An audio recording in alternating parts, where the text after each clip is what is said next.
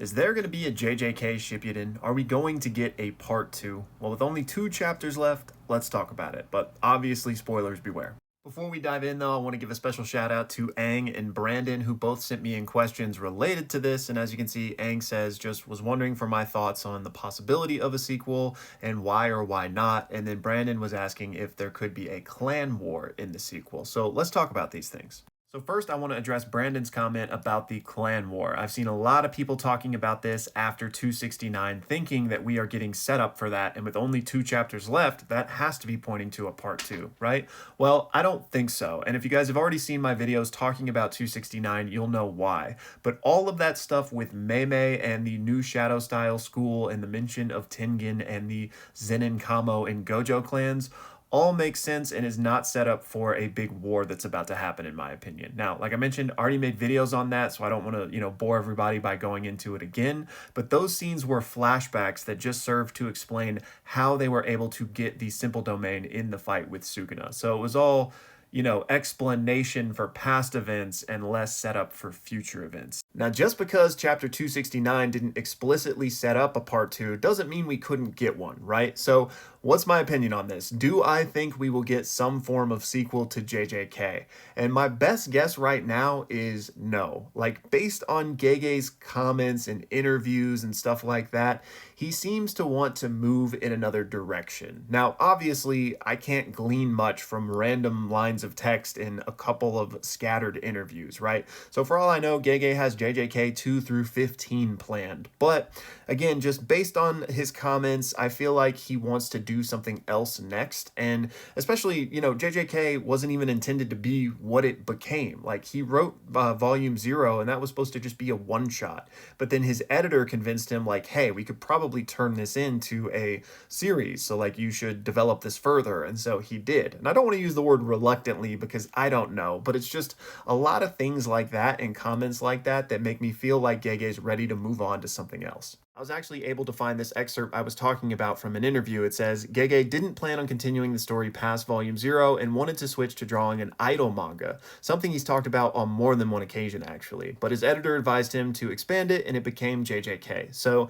Gege has mentioned wanting to do an idol manga. He's also mentioned wanting to do more of a strict horror series, so he has other ideas. I do think he will continue to write manga. It just doesn't seem like JJK's sequel is high on his priority list. But again, what do I know? Especially with JJK as popular and as lucrative as it must be for him, that's gotta be having some outside pressure on things as well. So even if Gege doesn't immediately do a part 2, who's to say whether in a few years, especially if he needs money, that might not come. Now, if JJK Part 2 was just a greedy money grab, picture unrelated, then I don't even know if I would want it, but, it's at least in the realm of possibility with how popular this series is. So anyways, we'll see what transpires in these final 2 chapters because, hey, maybe something happens that explicitly sets up a JJK Part 2. And if so, fantastic. I'd be first in line for it. But if not, and it just kind of has like a regular conclusion, then right now, I don't feel like we're getting one.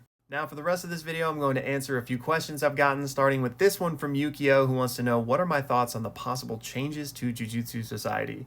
And this is a great question, right? Because this represents Gojo's dream that I think he's successfully fulfilled, right? He was able to raise up the next generation to be strong, but even beyond strong in terms of like strength, also strength of character, right?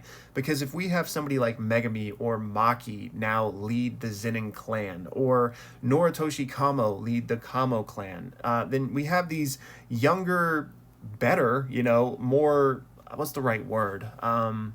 I don't want to say idealistic necessarily, but Gojo's vision for the future was obviously idealistic, and I do think he nurtured the next generation to be the type of people and leaders that he wished the higher-ups were, right? And he took them out. So I do think there is a vacuum in place here, and of the students, the younger generation, I do think if they fill these positions of power, Jujutsu Society will hopefully get better. Now, we only have 2 chapters left, like this whole video is even about, right? So I don't know if we'll see these things come to fruition unless we get some sort of time jump in these final 2 chapters, which I do think is possible, but I think that's just the hope for the future, right? We might not get to actually see all of these things take place, but I believe, again, that this was Gojo achieving his dream, which is, even if we get nothing else from Gojo, kind of a happy ending to that part of his story, at least. So as far as like changes specifically beyond that, I don't know. Like, I don't know what like rules or regulations they might put in place to help make things better, but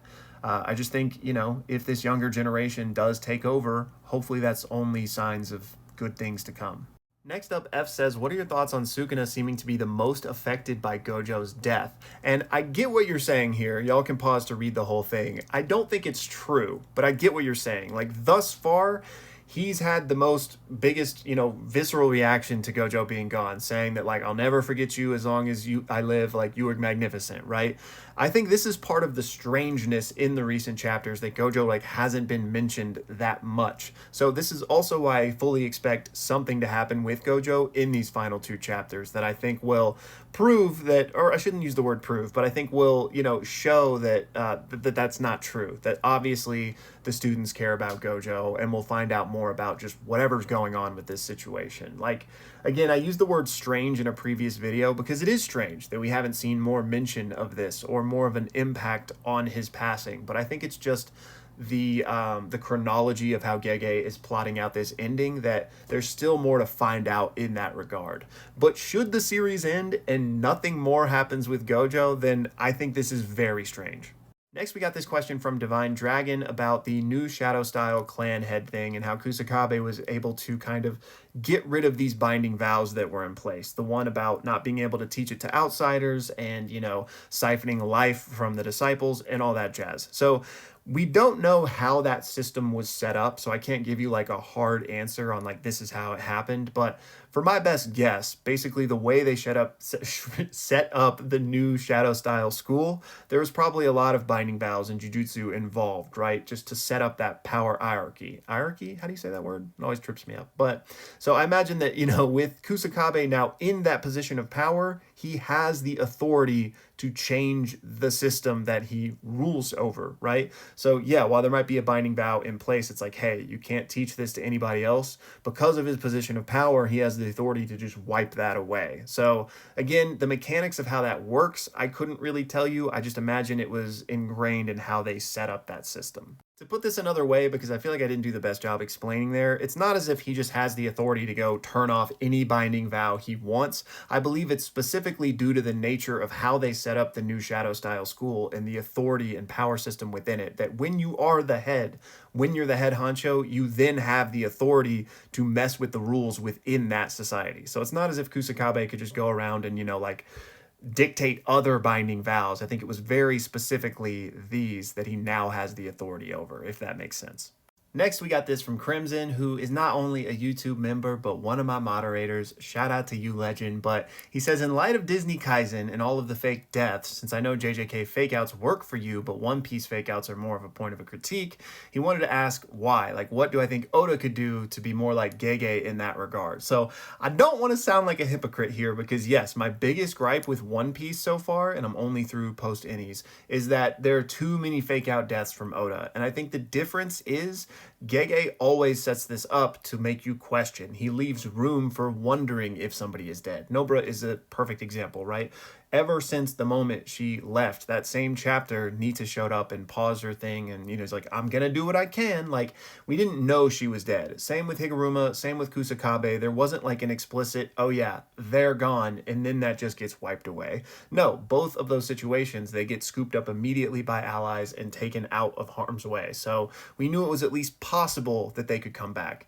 In Oda's case, I can't remember the character's name, but in I don't want to spoil it, I guess, for anybody that hasn't seen it, but a lot of the times in One Piece, like, there will be a very emotional, like, self-sacrifice play, and a character gets, you know, exploded, and then like 5 chapters later, it's like, oh yeah, they miraculously survived that. I just feel like it's way different setup and execution. It would be more akin to if Choso came back in JJK, because that was a huge emotional self-sacrificial moment that, you know, had its payoff, and it would be completely ruined if Choso just showed back up. That is like far different than Higuruma or Kusakabe, in my opinion. And I feel like Oda does more stuff like, akin to Choso and then brings them back. So that's my gripe with it. Next up, we got a longer one from Ruler here, so y'all pause to read it, but thank you for the kind words, man. And the first question here wants to know why Yuji didn't heal his pinky finger that Sukuna ripped off when he transferred to Megami, and why Angel didn't heal her own arm. So first with Angel, I don't think she knows RCT, so she isn't capable of healing her own arm. And for other people to heal an injury that big, they just can't do it. So like that's why Shoko or Yuta couldn't restore her arm for her. But in Yuji's case, we don't know for sure. I have two guesses. The first is that maybe you can't heal old injuries, because when that happened, Yuji didn't know RCT. So now maybe that he learns it, a month later or whatever the case, it's too late to go back and do that. Now, that's a little flimsy to me. So the explanation that I like, and is kind of my headcanon for now, is just the nature of that injury. The fact that Sukuna turned his pinky into a cursed object, just maybe something about that process prevents it from being healed by RCT. Maybe it's part of like the binding vow in creating, part of your soul in an object like that. Like in return, you'll never heal it type of thing or something like that. And, if that is the case, then, couldn't Yuji break the binding vow? And now we're just getting into like crazy gray area. So I don't know, but I think it would make sense to me that like the nature of that injury prevents it from being healed for whatever reason. But beyond that, I don't have a hard canonical answer for you. And then for your second question, you say that when I say Sukuna could beat Gojo without Maharaga, are you accounting for the fact that Sukuna would not have the world-cutting slash? Yes. So, Sukuna only has that thanks to Maharaga. So in a hypothetical fight with, Gojo and Sukuna with no 10 shadows, I'm not counting the world-cutting slash. I just think Sukuna, in his true form, 4 arms, has other things in the arsenal that would allow him to win. Mainly, we know that the domain expansion and domain amplification can get through infinity. So Sukuna has other win conditions besides the world-cutting slash, but I don't think it's like an easy win, which is why I think it's a toss-up between him and Gojo. And then finally, we got a few questions here from Amused Wave, so let's go through these one by one. What is your favorite chapter from the manga? This is impossible for me to pick. I am one of those dudes that will infuriatingly not tell you his favorite of something because I am so indecisive, and the answer will probably change the very next day. But I will give you an answer, and I think I said this in another video, or maybe I tweeted about it, but I was asking people for their favorite chapter release, their favorite leaks night, and my answer is chapter 221, when Gojo got out of the prison realm, just because that was so hype. So for now, that's my answer. Then your second question is both Toji and Maki, if both Toji and Maki were alive at the same time and were allies, do you think they could have done more against Sukuna?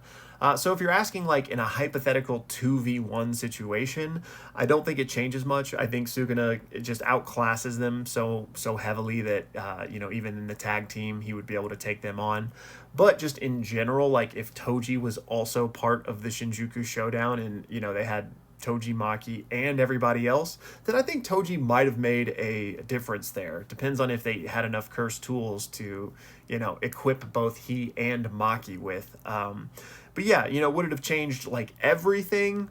I don't know, but they certainly would have had a better chance against him. I'll put it that way. Again, especially if they had the inverted Spear of Heaven or Toji's original Soul Split Katana to equip him with. And then finally, in Hidden Inventory, it said that Gojo awakened. What does this mean? He already had access to the Limitless technique. Does awaken just mean he fully understands how to use it now? And essentially, yes. Prior to that moment in Hidden Inventory, Gojo didn't understand how to do RCT, so he couldn't do red, purple, didn't have his domain expansion, couldn't do I might have already said this, RCT, so at the risk of repeating myself there.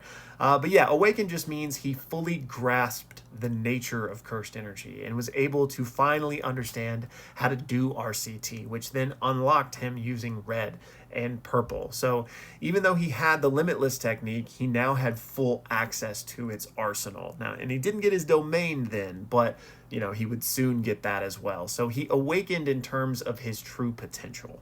Anyways, that's all for this one, y'all. As always, thank you so much for the support and for sending in your questions. And be sure to let me know your thoughts down below on if you think we'll get a JJK Part 2. I hope we do. I hope I'm wrong. I'm just not seeing it right now. As always, y'all, thank you so much for watching.